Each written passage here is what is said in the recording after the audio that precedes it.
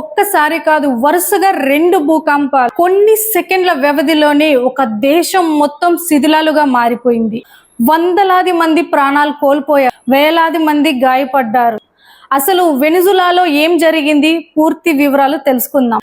దక్షిణ అమెరికా అయిన వెనిజులాలో భారీ విషాదం అయితే చోటు చేసుకుంది. అది మనందరికీ తెలిసిందే. దేశ ఉత్తర తీరానికి సమీపంలో ఉన్న ప్రాంతం వద్ద మొదట రిక్టర్ స్కేల్ పై 7.2 తీవ్రతతో భూకంపం అయితే సంభవించింది.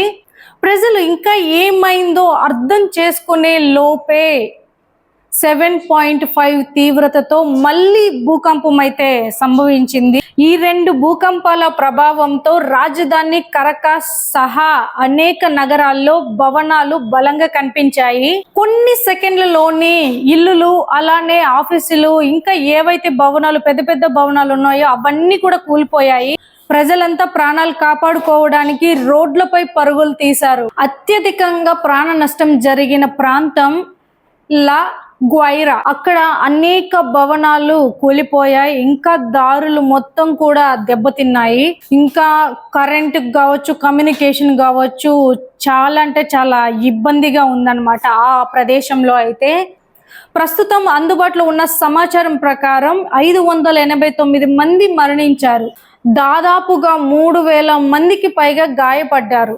ఇంకా శిథిలాల కింద చాలా మంది చిక్కుకుపోయి ఉండొచ్చని అక్కడ ఉన్న అధికారులు అయితే చెప్తున్నారంట. అందుకే మృతుల సంఖ్య ఇంకా పెరిగే అవకాశం ఉంది.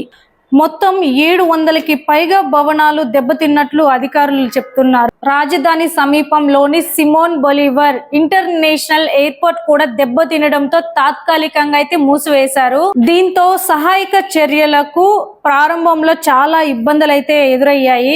ఈ పరిస్థితిని దృష్టిలో పెట్టుకొని తాత్కాలిక అధ్యక్షురాలు డెల్సీ రోడ్రిగ్స్ దేశంలో అత్యవసర పరిస్థితిని అయితే ప్రకటించారు. సైన్యం అలానే రెస్క్యూ బృందాలు శిథిలాలలో చిక్కుకుపోయిన వారిని రక్షించే పనిలో ఉన్నారు.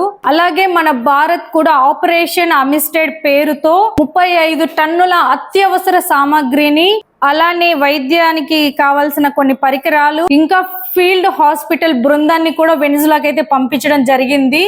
ఇప్పటికీ సహాయక చర్యలు కొనసాగుతున్నాయి. శిథిలాల కింద చిక్కుకుపోయిన వారిని రక్షించేందుకు అధికారులు గట్టిగా అయితే ప్రయత్నిస్తున్నారు.